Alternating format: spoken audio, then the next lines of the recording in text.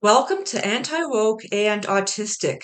I've been going to gyms for years and years and years. I began lifting weights when I was 15, as a matter of fact. And when I went to college, one of the first things that I did was inspect the weight room, the campus weight room.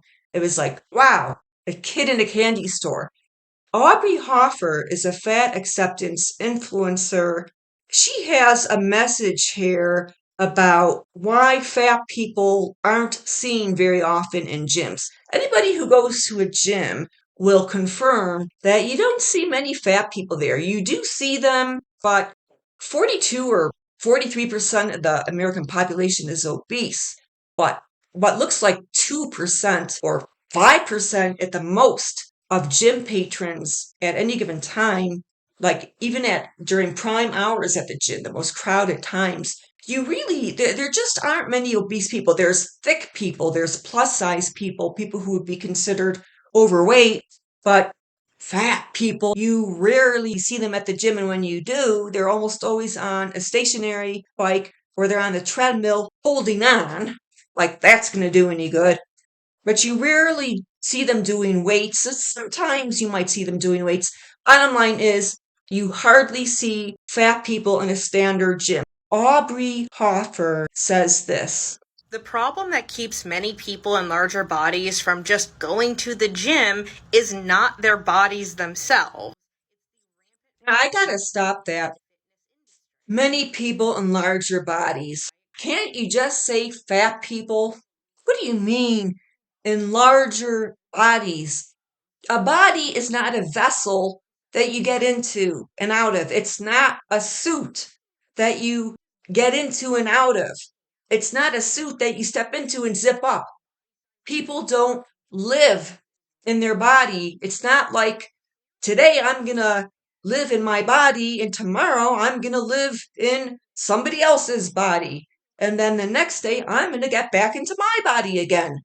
You don't live in your body. You are your body.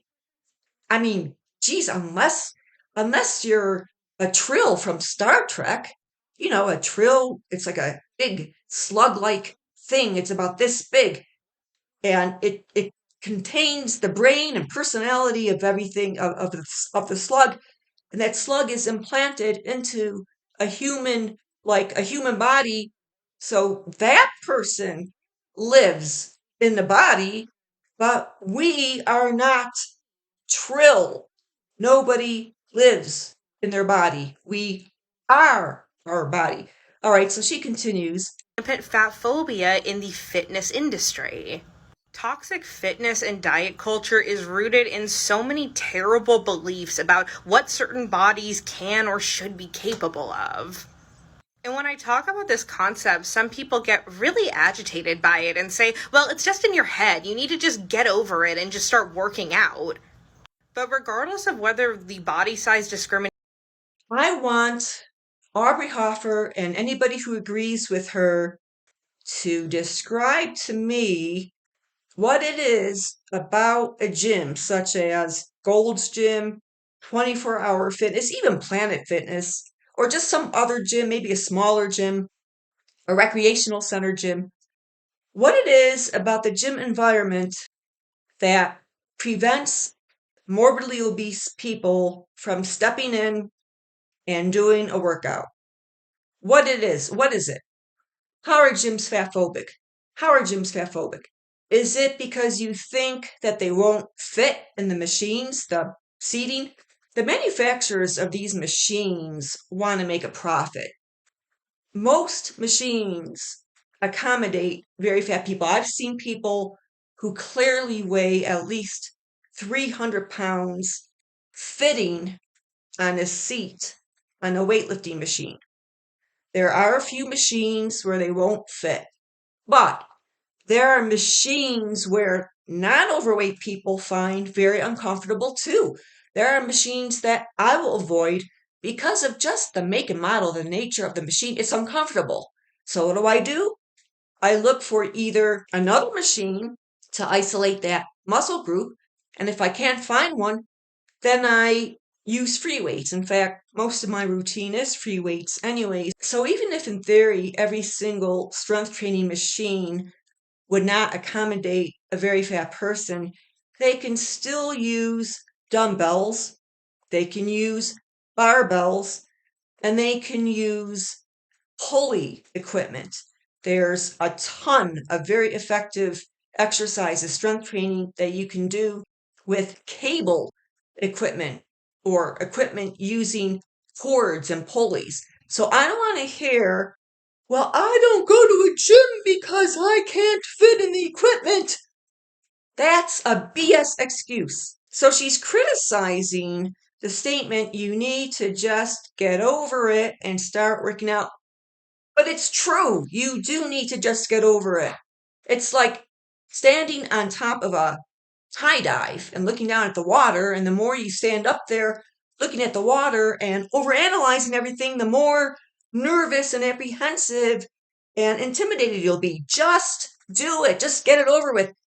Jump off that high dive and get in the water, and then it'll be easy the next time you go up on the high dive. I speak from experience. The first time I went up on the high dive and looked down, yeah, it is intimidating. And I didn't jump, I dove. I wanted to dive. And it's intimidating looking down there at the water so far below you. Mind over matter, I knew once I do this, then any time I do it afterward is going to be a piece of cake. And I was right. I said, just do it. And I dove. And from that point forward, it was very easy. And I know what you're thinking. Well, you can't compare the experience of a very fat person who's afraid to go into a gym with jumping off a high dive. Actually, you can, because once a fat person steps into a gym and starts working out, it's going to be real easy from that point forward. And if it's not, they need to find out what's going on up here, why they're letting strangers at a gym they don't even know, who aren't even paying attention to them, make them feel intimidated and unwanted. You're going to the gym for yourself. You should not be worrying about other people at the gym, and they're not worried about you either. People go to the gym to work on themselves, even if they have the most perfect body. They're paying attention to themselves. Yeah, they're going to look at you for a few seconds if you're really fat. You got to expect that. I mean, if you're like 350 pounds and 5'1", of course people are going to stare at you. If you're like 250 pounds and wearing a real tight crop top and real tight pants and that are real short, of course they're going to look for a few moments. So what? So what?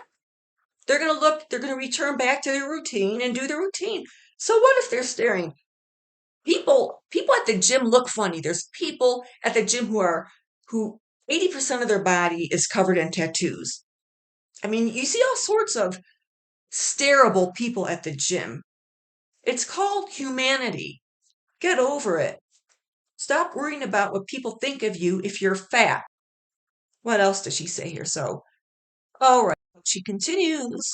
Nation in fitness spaces is real or perceived, it's clearly very real for the people who are experiencing it.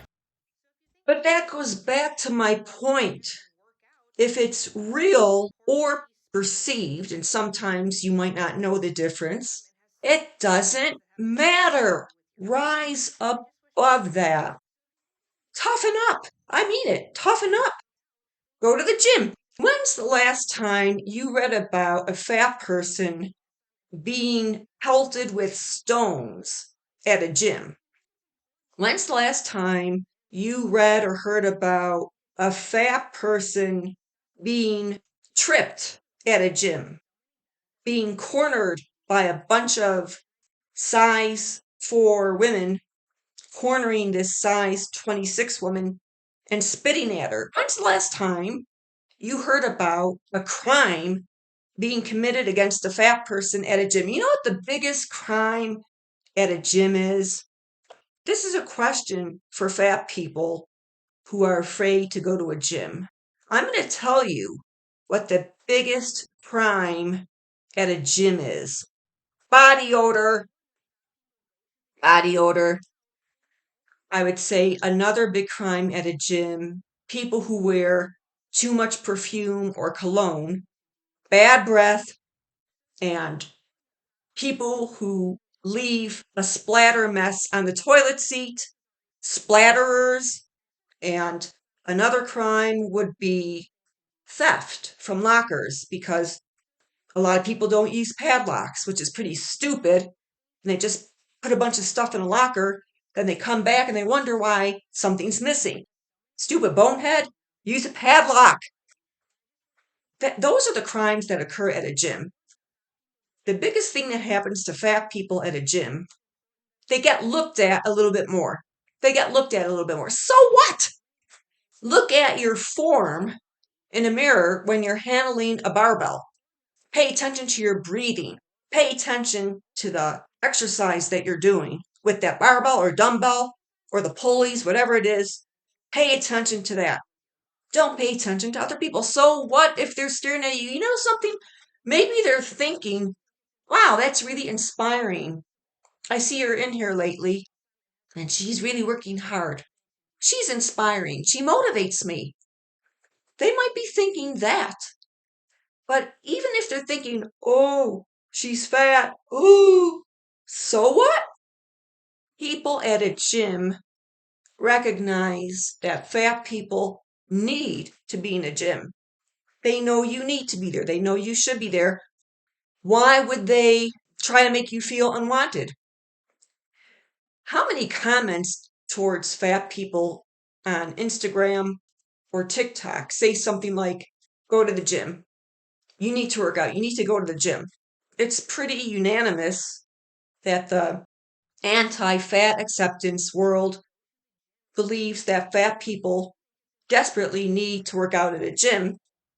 So, why would you, as the fat person, think that you're unwanted at the gym? It doesn't make sense. It doesn't make sense. Why would you feel unwanted at the gym when everybody's telling you you need to go to the gym? Okay, so she continues So if you here. think it's important that fat people go to the gym and work out, then you should also think it's important that these spaces are accessible. What does she mean by these spaces are accessible? I see people at the gym who are blind. I've seen people at the gym with Down syndrome. I've seen people at the gym who looked 100 years old. I've seen people at the gym with walkers, canes, and in wheelchairs. Where does she get off saying that gyms are not accessible to fat people who don't need a cane or a walker? I've seen people with cerebral palsy at the gym, which is a mobility impairment. I've seen people at the gym with who've had a stroke, so one part of their body is compromised. If they could work out, what's the excuse that fat people without these problems, what's the excuse they have? Are they worried too much about their feelings? Getting hurt? Toughen up. Gyms are entirely accessible to fat people. Aubrey Hoffer has to realize how stupid what she's saying here is. Gyms want to make money. They're for profit. It's a highly competitive industry. There's gyms everywhere in big cities. They're always competing against each other. Why wouldn't a gym be accessible to people with various physical challenges? Gyms know, or the owners of the gym knows that they are more likely to get new memberships the more accessible their gym is. So the gym with the elevators, for instance, and the other accommodations that would be appealing to a morbidly obese person, that gym, the owner of that gym knows they're going to get more memberships. They're going to make more sales than gyms that don't have a setup that makes obese people feel physically comfortable. So the 24-hour fitnesses or other gyms, many of them have elevators, for instance. So if an obese person has really bad knees and they want to get to the second floor, the gym with the elevator is going to get their membership. The gym without the elevator is less likely to get their membership accessible. The doors are wide enough. They're double doors you can go through if you can't fit. I mean, you have to be really big not to get through a standard door. of a business. There's parking spots for handicapped drivers. So if an obese person doesn't want to walk across a parking lot, they can get a handicap permit. Of course, walking's the best thing for a fat person, but still, the point I'm making is gyms are fully accessible to fat people. Aubrey Hoffer is making a statement here, a very bold statement, and failing to back it up. Exercise has so many benefits for your body other than losing excess fat. Therefore, what's keeping you as a fat person from joining a gym? Now, don't tell me you can't afford it. Last time I checked, Planet Fitness has a membership deal that's $10 a month. Maybe it's $12 a month now, but last time I checked, and there's always something you got to put down. It's not that much. But then that same fat person who says they don't have money for Planet Fitness, they'll buy a big jumbo bag of Cheetos for $10. And they'll do that several times a month. So that's $30 a month you're spending on Cheetos. Then let's throw in another $20 on soda. That's $50 a month you're spending just on jumbo bags of munchies and sugary soda, and you're saying you can't afford a $50 a month gym membership. So even if the gym is a little pricier than Planet Fitness, stop spending so much money on food. Take some of that money and put it into a gym membership. So don't say you can't afford a gym membership. You most certainly can.